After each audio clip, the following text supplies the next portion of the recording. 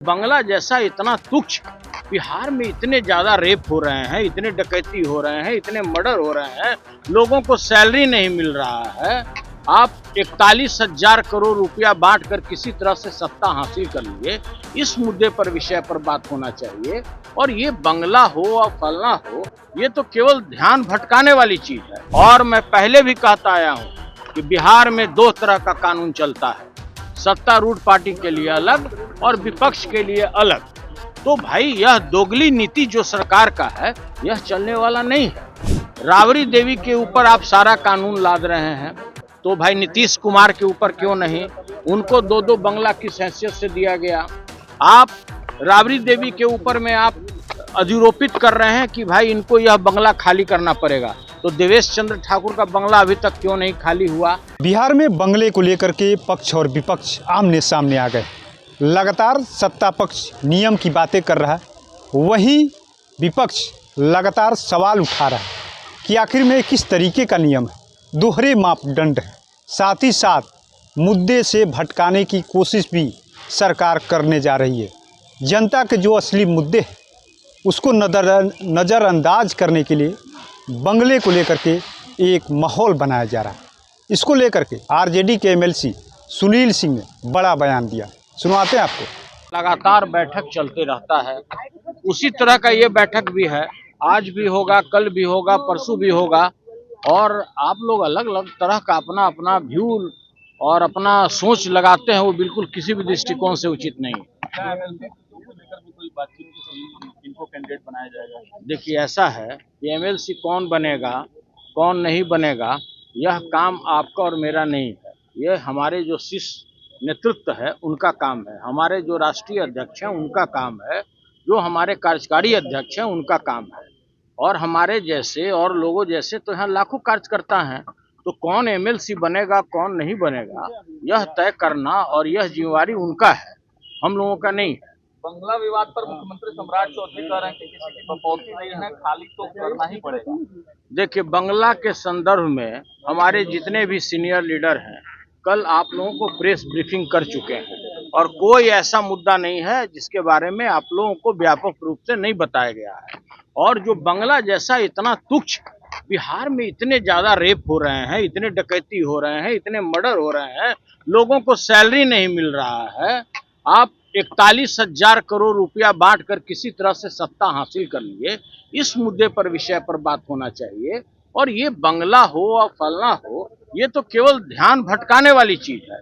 और मैं पहले भी कहता आया हूं कि बिहार में दो तरह का कानून चलता है, सत्तारूढ़ पार्टी के लिए अलग और विपक्ष के लिए अलग। तो भाई यह दोगली नीति जो सरकार का है, यह चलने वाला नहीं है। राबड़ी देवी के ऊपर आप सारा कानून लाद रहे हैं, तो भाई नीतीश कुमार के ऊपर क्यों नहीं? उनको दो बंगला किस हैसियत से दिया गया?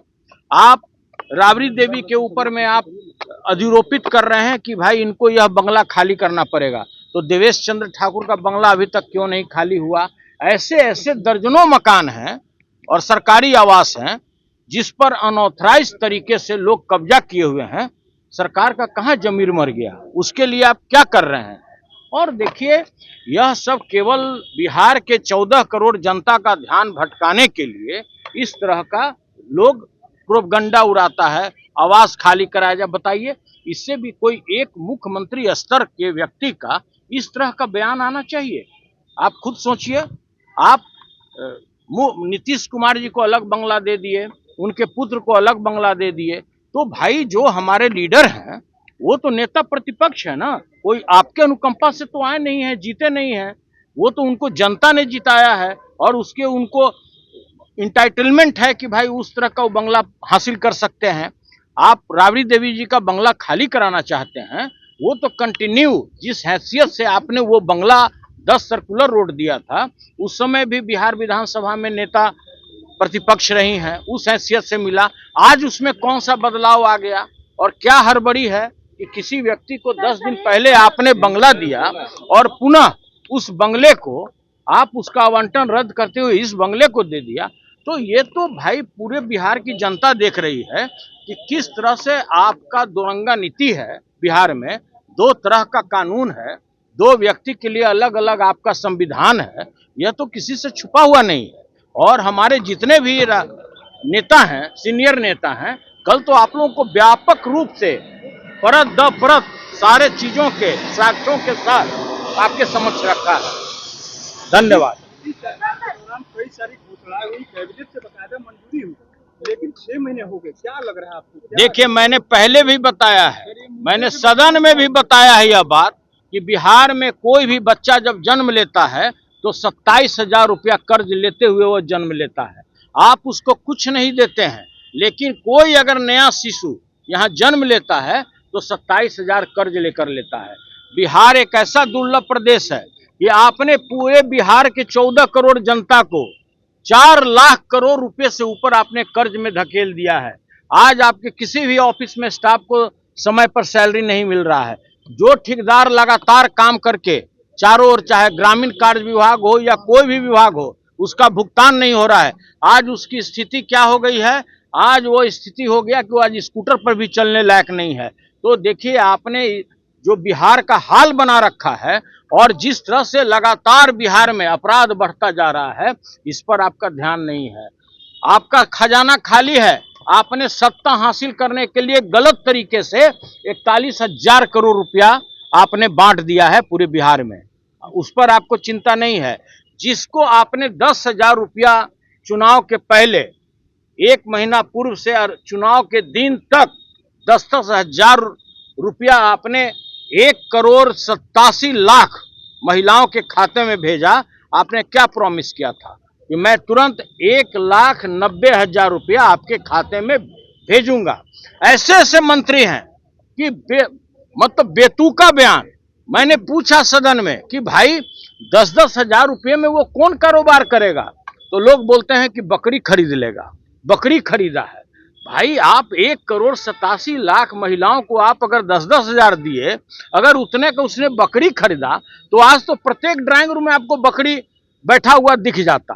तो देखिए, ये लोग का जो मंशा है, बिल्कुल बिहार को नरक में इन्होंने धकेल दिया है।